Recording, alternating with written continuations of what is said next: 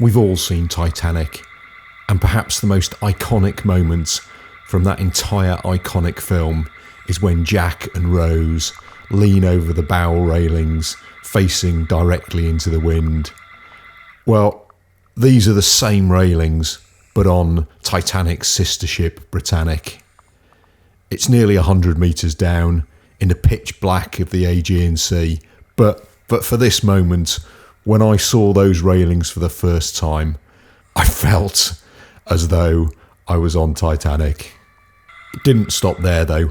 For our second dive, we also visited the forward mast, saw the crow's nest from which the bell fell, first spotted in 2019 by the late Joe Maserani. It was recovered last year by Richie Kohler and team. From there, we moved to the bridge, saw the incredible telegraphs that would have commanded the engines and also the helm. Next was the crack that was created when the bow of Britannic hit the seabed. At that point, the stern was still out of the water, which just gives an incredible sense of the scale of this vessel. Finishing up, we saw the lamp locker. One of them has been moved outside. It's an incredible artefact and a brilliant link with the past, with the people who served upon Britannic. And also for me, provides that direct link to the most iconic shipwreck of all, the Titanic. Now, of course, no one's ever going to dive Titanic. It's so deep that you need a submarine to get down there. Britannic, on the other hand, that's much more achievable. It's also bigger than Titanic, a little bit. If you want to dive it, you need to go to the beautiful island of Kea in Greece. Then it's about a 20-minute rib journey out onto the site. Kea divers who we're using for this trip operate a two-boat system. You can probably see one of them is in front of us there. That's arrived on site, got the shot in, and then here we are. This is a dive team. Only 3 of us diving today. Henry on the right, George on the left. We're super excited. This is our second dive on the wreck. The first one was an absolute banger, so we have super high expectations for this. And here we are on site. There's the other boat, there's a shot line, and it's time to get ready. 3, 2, 1, go! Only a short amount of faff later, Henry and myself get in the water. George is already in. You'll see in a second that he's waiting for us on the shot line. And the reason we do that is there really isn't enough room in the boat for 3 divers to get kitted up at once, or not without a bit of hassle. So it's just easier to kit up 1 or 2 divers at a time. And as you can see there, it's really easy for divers just to sit on the shot line and wait for the rest of the team to come in. If you've seen my other video, and if you haven't, why not, frankly, you'll have seen that there was 2 divers on that waiting for us. You'll also have heard me talk about how important it is for us to stick together as a team. There's loads of reasons for doing that. The first is that our bailout procedure involved using each other's gas, so we were operating a team bailout system. And the other thing is that is part of the protocols for doing this dive. So it's what the Greek authorities, it's what Kea divers expect. And that's something that came out of a very sad incident several years ago where there were 2 fatalities. On the back of that, there was a whole load of lessons learned, a whole load of different procedures adopted. And one of them is that when you dive in this, you need to be guided. And that's George. He's a gentleman in the orange, well, maybe red dry suit. He's our guide. He has done Britannic a vast number of times. I think for the last 10 or so years, most of the people who've dived the Britannic have dived with him. You can see there, he's making sure that everyone's all okay and then giving us a sign. It's time to go down. And we know, we've talked about beforehand during our briefing that what we're going to do. We know we're going to go to the bow. We know we're going to go to the bridge. We know that we are going to go through that crack, which is pretty much a very different form of diving to what I normally do. You'll have seen on many of my other videos that I arrive on wrecks with no idea where we're going to land, no idea what we're going to do. So in some ways, this is really nice in the sense that we almost have an itinerary. Also means there isn't that element of uncertainty or risk that there often is during my dives. You might say, but what about the excitement? What about the not knowing until you get on the wreck? Well, you do know that this is a Britannic, don't you? So this is one of the most iconic wrecks in existence. Total bucket list stuff. So of course, I'm super excited. But before we get there, there's a small matter of the descent. You can see George in front of me there. He's occasionally using his scooter. If you have a look also on his right wrist, he's got a mirror, and he's using the mirror to check what I'm up to and what Henry is up to. Henry's just above George. I have to say, one of the things that I was really impressed by was how George controlled all aspects of the dive. He was really good on all the dives we did with him, at making sure the group stuck together, made sure we hit what we were planning to do. And I guess, well, that's what you get when you're as experienced at this kind of deep technical diving as he is. And there's very few people do this. In fact, I don't think I've ever dived with a deep technical guide before, so absolutely fascinating seeing what he did. The other thing maybe to talk about, as you can see, is Henry in front of me there. We all had very different rebreather configurations.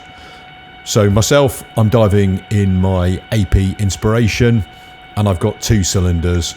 On my left-hand side is a cylinder of deep bailout, so that's 120 meter gas. On my right hand side, I've got a travel gas that I can get to on or about 80 meters. Now that's not going to get me up to the surface. What it does is give me a whole load of gas that will give me time, and that time allows us to do a number of different things. Henry's setup is different but kind of similar in some ways. So he's got a front mounted rebreather, which is the Scubatron GBM. He has got on his left hand side an Ali 80 of deep bailout, and then on his back he has got twin 12 litre cylinders of his travel gas, which once again is about an 80 metre mix. Same as me, he doesn't have decompression gas, so he doesn't have a 50%, he doesn't have 100%. George, who's the diver right at the bottom of the shot line that you can see now, he has got a Liberty back mounted rebreather, so not the same as mine, but similar to mine. And then he is carrying 4 cylinders. He's got a deep bailout, 120 meter mix.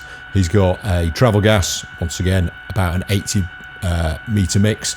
They're both on his left-hand side. And then he's got a leash, and on the leash is a 50% mix and 100% mix. So unless something really bad happens, that would get him to the surface.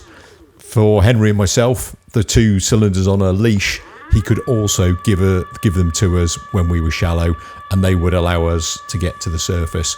So between the team, we have enough cylinders to get to the surface, and we've actually got a whole load of gas to allow us to do other things as well.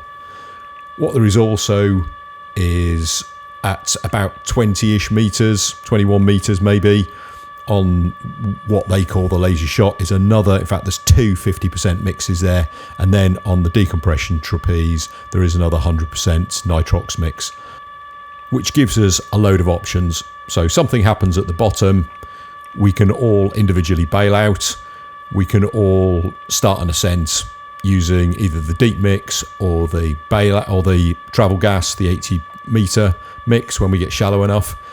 We can then take other people's cylinders if we need them, depending on what you want, deep bailouts, travel gas, whatever. And then when we get up shallow enough, George can lend us his cylinders. Ideally, of course, what we want to do is get back to the shot line. We can then come back up the shot line, and there is going to be gas there. There's also going to be support divers there who can come down and help with things as well. And the final thing is, on board the boat, there's a whole load more stuff on a line. So if we send up a yellow bag, then all that gas is going to come down the line, and on that is a gas that we can breathe at 40 meters, another 50% that we can breathe at 21 meters, and 100% that we can breathe at 9 meters. What that means is there is a ton of gas available to us, either on the bottom, during the ascent, in all the different possible scenarios that may happen. And that's a great position to be in. Some people will go, no, you've got to carry all your own gas. And You know what? That's entirely fine. If you want to do that, perfectly. I'm not saying you shouldn't. I'm just saying that we made a risk-based decision not to do that. But bailout discussions are always great. Everybody's got their own opinion. And this is big boys diving. What you have to do is look at each individual situation, decide what risks you personally want to adopt, and make your own decisions. These were ours. I share them with you so that you can understand. But that, of course, isn't the most important thing. The most important thing is that we have arrived at the Britannic. And you can see there, it is chuffing massive. I said this on my other video, the one where we dived at the stern and the props. And I'm just going to say it again because it is impossible to overstate just how big this wreck is and how intact it is. It literally blows your mind. So even though this was my second dive, even though I was expecting it to be big, the reality again of the scale is, well, it's mind-blowing. I'm struggling for words, as you can see here. But those are those railings that I started with. And the instant I saw those, the Titanic music started going through my head. You look at them and you wonder about the people who stood holding those railings, what they were looking at, what they were thinking. Now, of course, Rose and Jack aren't real, but I'm sure there were other people. There were doctors and nurses and sailors and wounded people, perhaps, all those kind of things. Now, if you're wondering what's going on here, you'll see that the video has just switched. So this is Henry Castellanos, senior scuba. This is his video of me showing the bit that we've just seen. And I'm going to do that through this dive because I know people want to see as much video of Britannic as they possibly can. So I'll do this. I will show my video and then I'll show Henry's video if I've got some. So there you go.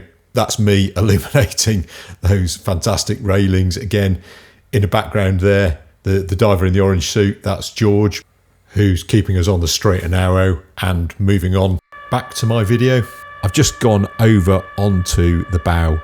Those are the two capstans there. I've just gone past and now I'm going to turn right. So I'm now heading towards the crack and the bridge. In front of me is something. It's some sort of hatch or whatever. I would love to go in there, as you can probably imagine. You can also see that George in front of me has got his torch on the forward mast. You can see there he was just illuminating the crow's nest. We've seen it in the beginning of the video, Henry's video from behind me. So he's videoing me looking at the crow's nest. And then down there where I'm pointing the scooter, somewhere down there, that's where the bell came from. I'm sure I don't need to mention that on Titanic, that's where they would have been looking out for icebergs and other ships and all those kind of things. Famously, without any binoculars, my understanding. What we can also see is George in front of us there. He's leading us over the crack. You can see the edge of the crack off to the right-hand side. And then we're moving up onto the bridge. There's a whole load of inviting places. Everywhere I look in front of me, it seems there's somewhere I could go into. But of course, that's not allowed. And I'm not going to do that. Looking forward again, there's the mast. There's Henry, just come over the top of it. Good opportunity to see his gear really clearly there. You can see he's got the front mount GBM manual CCR. He's also got the twin set on his back, the bailout cylinder on his left, and then that dive tug scooter. That was the bigger one. We had the smaller one as well, and a few people have asked me about them. All really good. I'd not used one before, but it was pretty similar to other ones I've used, such as the Bonex and the Piranha. This, unlike the Piranha, had the additional bonus of an isolation switch, which anybody who's watched the video where I lost my scooter, you'll know that I'm a big fan of isolation switches. Anyway, this I think shows just how good the visibility is, even though it's dark. You can see George, he's up there on the bridge waiting for us to get up there. Henry's off, I'm following on behind him, and I think what George is illuminating is the first of the telegraphs. I'm just having a look down, and you can see there is an amazing amount of stuff down there. There's lower decks on the bridge, you can see just coming up in front of me. There's whatever you can get into from those cracks down there. All the way through all three of my dives on the Britannic, I was just desperate to go inside it. It was a huge temptation, especially having spoken to Richie and seen some of the incredible footage that he's shared of going inside. You know, maybe one day I'll be able to do that. Who knows? But it would be an incredible thing to do. What I've got to do, though, is enjoy what I can see. And what you can see in front of me there are two of the humongous telegraphs in the bridge. Now, they've both fallen onto the bridge and actually, I think, just held on by the chains and maybe a couple of bolts. You can see they're super encrusted in whatever those are, some sort of shells, but they're unmistakably telegraphs, and really big ones as well. When you see images of the inside of these liners, when you see images of the bridge, these things here, the telegraphs, are the things that, to me anyway, dominate those pictures. I've no idea why they made them so big. I don't think they needed to be so big. There was no particular reason. You didn't get any additional benefits from doing it. I think they just did it because they wanted their ships to be grand and they wanted the bridge area to look really special. No doubt VIPs and guests and those kind of people came up onto the bridge, and when they were up there, they just wanted the size and scale of the ship to be reflected in the bridge instruments, and those telegraphs absolutely do that. I've seen big telegraphs before. I've seen them on shipwrecks. I've seen them outside the water. I've never seen telegraphs the size of that. The other thing that I'm doing now is actually looking straight down the deck. So you probably saw down there's a few windows. There's those two telegraphs again, and there's me looking directly up. So basically I've just pointed the scooter down the bridge, up the bridge, and hopefully you've seen that there's some more telegraphs just above me here. There's something there on a pedestal. I'm not 100% certain on what that is. Could be another telegraph. Not really certain on that one. Might also be a helm. Don't know. A mystery. I think at the time I thought it was a telegraph, but what I was mainly doing is looking at these ones up here, which is another set of those massive telegraphs. I mean, these things are incredible, and the glass is still in them as well, which is once again mind-blowing. There you go, one on the right, one just above it, both hanging on. At some point they're going to fall down and they're going to end up on the seabed, but for the moment just enjoy them where they are. I'm also kind of aware, you probably saw earlier on, that the other two divers poked off, and I'm kind of sat here by myself. I know that I need to behave. I know that I need to follow George, but I so want to go into whatever is here. That thing that I'm looking at there, that is definitely the telemotor helm. I'd love to go over and have a look at that as well, but the other divers, they're like, come on, Dom, we need to get moving. We've been underwater 15 minutes here. I think we agreed that we weren't going to do a super long run time on this one, so I've got to bite the bullet. I've got to suck it up. I've got to say goodbye to this incredible bridge gear, this beautiful moment. What I can show you, though, is a little bit of footage that Henry took. He doesn't have the video lights that I do, so he doesn't quite get as much illumination on the subject as me. But there in front of me, in front of Henry, is the telemotor helm. That was a hydraulic system that allowed the massive rudder on it to be turned from here in the bridge. Probably above it would have been another helm that would have been connected by a rod. That's a normal system. So I assume it's the same on Britannic as pretty much every other ship from this period. And I think you can see how much I'm enjoying it here from some more of Henry's footage. He's videoing me, videoing the bridge. I think this gives a real sense of what it actually looks like. There's that massive wall of ship to my right. I'm looking towards the stern here, also looking down, heading towards that helm. But in a moment, I'm going to realise that my time on the bridge is done.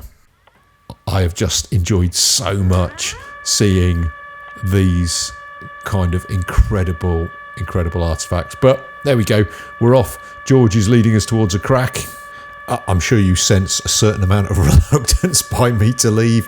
So much more to see. I would love to come back. I would love to spend longer down here, but that's been the case on every part of Britannic that I've been so far, and indeed the bits that I still have to see as well. So this is the second dive. The third dive, which is on the promenade deck, is an absolute amazing one as well. But here you can see that we're in the crack. You can see the damage to the ship. You can see how the hull is cracked above there. You also probably just saw the strobes in the distance as well. Now, George has told us that he would lead us and show us where there was a lamp. There was a lamp recovered from this area last year by Richie Cola's team, and I believe he's going to be in the museum in Athens. People who watch my videos know that I'm a big fan of bringing artifacts out of the ocean and putting them places that people can see. And so I'm really pleased that that has happened, that all the things have taken place that have allowed that artefact to be lifted. Because, of course, although 3 of us are going to see this today, at some point this wreck is going to collapse. If that lamp is left where it is, at some point that will vanish as well. Now, I know people like to see as much video footage as possible. So this is the video that Henry was taking. You probably saw from that video earlier on that I was videoing him taking video footage. So you can see there's a couple of mooring bollards. There is the lamp. Regardless of what anybody says, these sorts of things do degrade underwater. Even the best quality brass will eventually vanish, and lower quality brass also, the copper and stuff gets leached out of it and it degrades in quality. So for me, you get this stuff out of the ocean. I know conservation is expensive. I know that museums struggle to do it. My view is what you do is you bring some artifacts up, you sell some of them, because there's plenty of collectors out there. I mean, that one there must be worth a fortune because of the link with Titanic, the Britannic link and everything. You sell some and you use the rest to protect the ones that you want to keep. Now, what you can probably see here is I am looking inside, and there's a whole load more lamps and various other bits and pieces down there. I would love to go in and have a poke around and see what's there, because that's obviously where that lamp has come from. I don't know who's brought it out and put it there, but somebody has. I would like to see the rest of those things brought out, bring them out, send them up to the surface, and as I've just talked about, do something with them. Henry says when he saw me sticking my scooter and stuff in there, he was half expecting me to kind of vanish and just to see the tip of my fins diving in there. This is his footage, so perhaps you can see what he's talking about. You can probably see that I am considering it, but of course I'm not going to do it. I know the rules. I don't want anybody to get in any trouble. George, Kia divers, they've got their protocols. We have to respect those. We have to follow them, especially when you're doing something like this, which is team diving. We're relying on each other. We've got to stick together. As you can see, there is so much down here, so much to explore. We haven't even begun to really scratch the surface. A wreck of this scale, to do it justice, I can't imagine how many dives it would need. What I can tell you is it needs a lot more than the 3 that we did on this trip. Even we could have done 3 dives on just the area that I've seen. I think one of the things that you're about to see is a little bit of frustration. We've been underwater 19 minutes. We said that we were only going to do a 2-hour run time, and that's what we're going to end up doing. You see, I've got about 100 minutes of TTS there, but I feel that I want to spend more time down here. I feel that there's a whole load more that I want to explore. Frankly, there's a whole load of stuff I'd like to go back and look at again. We never really got to the very pointy end of the bow. I'd like to spend more time in a bridge. I'd like to go and find the captain's bathroom. But for now, we're back at the shot line. You can see my 2 buddies are starting to head back up. You can see there the strobes, they're a long way off the bottom, stand out really clearly. We've seen them a couple of times during this dive. And this is team diving. This is what we have to do. We stick together. We obey the protocols. Said that loads of times as well. I'm kind of really aware that there's probably 2 groups of people watching this video. One are divers, whether they are technical divers or recreational divers, just people who are interested in diving. The other set of people are the ones who are interested in Britannic and Titanic. And I know there's an awful lot of people that do that. If you're one of that latter group, you probably want to be finishing this up now. If you're a diver or you're somebody who's interested in diving, then I'm going to talk a bit more about what happens now.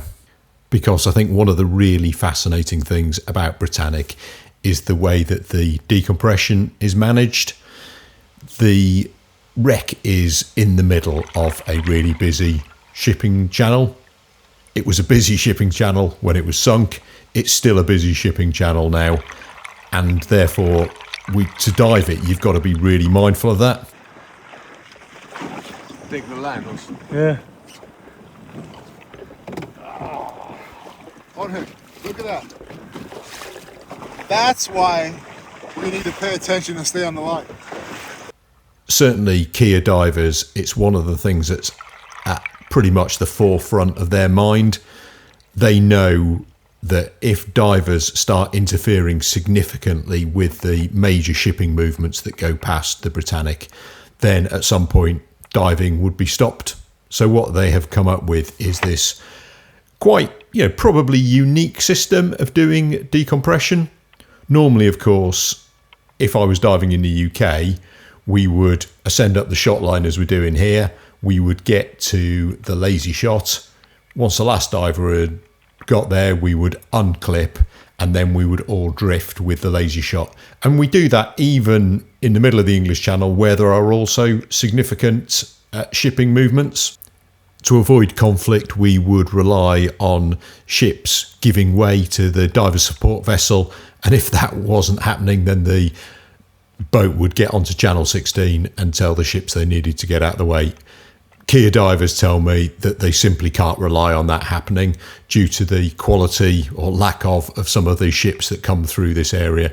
You can imagine there's some really dodgy countries that transit this area, Russia, all that kind of area. So they don't rely on it. They have this fixed system for decompressing, so you effectively stay on the shot line above the wreck at all times. I'm going to come back to that in a minute or two, but the other thing I just want to talk about is one of the other procedures that we put in place. I've already talked about the bailout cylinders that I was carrying on the dive. I had a deep bailout on my left. I had a travel cylinder on my right. In fact, you can see the travel cylinder just in front of me there. And the reason is because I am going to swap it for this cylinder here that you can see on what Kia describe as the lazy. It's a 50% mix. So I'm going to take off my travel, clip it to the line. I'm going to take that 50% mix and I'm going to stick it on my unit. And that means I've got rid of a gas that's not much use to me, the travel mix, and I've gained a gas that is quite useful to me, which is that 50%. I'm also going to get rid of the deep bailout, which is on my left-hand side, and I'll leave those both here on the lazy, the shot line, depending on how you want to describe it. And one of the support divers is going to come in. He will take those two cylinders that I no longer need, and they'll be back on the boat. for when I get there. Meanwhile, I'll do the rest of my dive with the 50% bailout if I need it, and further up at the trapeze is a 100%, so I've always got plenty of gas if I need it. Now, one of the risks of transferring cylinders like this is that you drop them and you lose them forever. Not only do you lose a cylinder, of course, you lose the reg that's on it, you lose the rigging kit, all that kind of stuff. You've got to be careful that you also don't lose the gas that's in it. So you probably just seen me there checking that I've turned it off, and I'm now going to go and collect that 50% and clip it onto myself. Actually, that other cylinder that I've just taken off the travel might be buoyant enough to get to the surface by itself. But once again, I don't want to risk it. You probably saw that I took off the back clip. I clipped that onto the line. I then took off the front clip and clipped that onto the line. So at all times during this procedure, it was attached to either me or the shot line, so it was never going to get lost. I have seen people doing similar things in the past, lose cylinders, and I don't want that to happen to me. It would also be super embarrassing, not least because I think that cylinder belongs to Kia divers, the 50% that I'm just clipping on. You probably also see that the quality of the camera work isn't particularly great here. At least partly that's because the current has picked up. It was fairly still on the bottom, but by the time we got up to this kind of depth, it was really start to move, and you can see that in that cylinder that I've clipped on is repeatedly banging me in the face, which is a little bit irritating, but just one of those things, you've got to deal with it. You can see even George there, he's hanging on to the line. We all do this. We all hang on now all the way up, because if you let go of it, you're going to be heading off away from the system. If the scooter's okay, you can probably get back. If for whatever reason your scooter didn't work, then you would have to put up a delayed SMB and start the drifting. That is, of course, one of the reasons that Kia divers have those two boats, so they can always have one boat on the shot system, and the second boat is available if needs be to go and pick up other divers who, for whatever reason, have got blown off. That didn't happen to us, but it was nice to know that it was there. That system was present if something did happen. You can see I've kind of come up a bit from that cylinder. I'm looking down there, and you can see the travel gas is all clipped off. As you can see, I've ascended up a bit, and what we're now going to see is the support diver arriving. There he is. That's Diego, who is Swiss but speaks with a French accent, so he was Frenchy for the entire trip. As you can see, he's coming in to collect cylinders. He's borrowed a scooter. He's going to unclip those cylinders, take them up to the surface and get them back on the boat. He's also there if anybody has any issues. We can let him know, and he would be in a great position to sort it out. Really reassuring having support divers if you need them. Not something I've used really before, but it was great to have them. And Frenchie, Diego, he was an absolutely top bloke, really good diver. So great to have him as part of the team and available there if we need him. Skip on a few moments. You see Frenchie's gone, all the cylinders have gone, but what I thought it would be useful to do at this point is I'm going to look up in a second so you can get a feel for what the Deco system, what the station looks like from underneath. So you can see there's like a triangular system. The main shot line is on the sort of top left.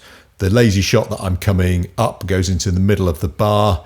There is 100% up there if we need it. There's also two weights, which are the long things that hang down, and they hold the system in place. So this is another view.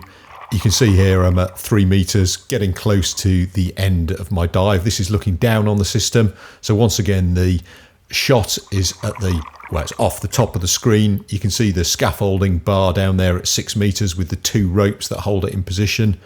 The support diver, I think that's Pedro there, he's heading down to 20 meters and he's going to pick up the 50% cylinder that is still there. We had two 50% cylinders, the one that I picked up and another one. You can also see hanging down from the scaffolding bar is that rope with a big heavy bit of chain on it, which is the weight and helps keep the whole system in place. So it does look a bit Heath Robinson, but I can tell you it works really well. We had some quite strong currents during our Britannic dives, and this system kept the whole thing stable and allowed us as divers to do what we wanted to do, which is to decompress in relative comfort. I mean, it was so comfortable, I was even able to watch videos on my Divoke, which was really handy. There you go. There's George. He's obviously interested in how much deco I've got to do. So you can see there, I've just told him I've got 1 minute. He's telling me when I'm done to get out of the water, and he's going to follow on afterwards. The other thing to maybe mention here is you can probably just see there's a whole load of weights hanging off the bar. Those weights are not only to keep the bar down, but they're also there if a diver, for whatever reason, got to that point and found they were really light. So those weights could be taken off and hung on the diver and would help with the buoyancy. I guess that scenario might be if you lost part of your kit, or perhaps if your cylinders were really, really empty and were therefore becoming really buoyant. But we never used them. But once again, reassuring to know they were there. That's me just turning off my heating system. It was, you can see here, it's 15 degrees in this water. So it was kind of very similar temperature to kind of summer in the UK. As you've probably heard me mention on other videos, I'm a bit of a wuss, so I quite like having a heating system. And I did use it for kind of the last half hour, 45 minutes of these dives. Some of the other guys in the tri-lam suits, they were getting it on, or they were putting it on when they were leaving the wreck. I think that just shows the relative thermal properties of our two systems. Skip forward a little bit again, and my deco is now complete. So it's time to surface. Always a nice feeling after any dive, knowing that you've cleared everything, all is well. The next challenge is getting out of the water. Roundabout now, I was really hoping that one of these ribs would have miraculously changed into a dive boat with a lift. Not surprisingly, that didn't happen. You can probably see here that I'm hanging on the rope, waiting. So this is kind of trail buoy off the shot system, and I'm waiting for the boat that's going to pick me up. You can see it there, and they're going to let me know that I can release it, and then I'll drift over and they'll pick me up. They've been downstream picking up Henry. And once again, this was another part of the protocols, which is that you don't leave the system until you are cleared to do so by the boat that's going to pick you up. You can imagine if they had several divers had surfaced at the same time and then let go, and there was divers drifting on the surface, that wouldn't be particularly safe. So they pick up one diver at a time. Getting onto the rib is fairly standard rib diving stuff, but with a full kind of technical gear, not really the easiest thing in the world. So the first thing I'm going to do is hand up all my extraneous stuff. So Scooter's going to go first.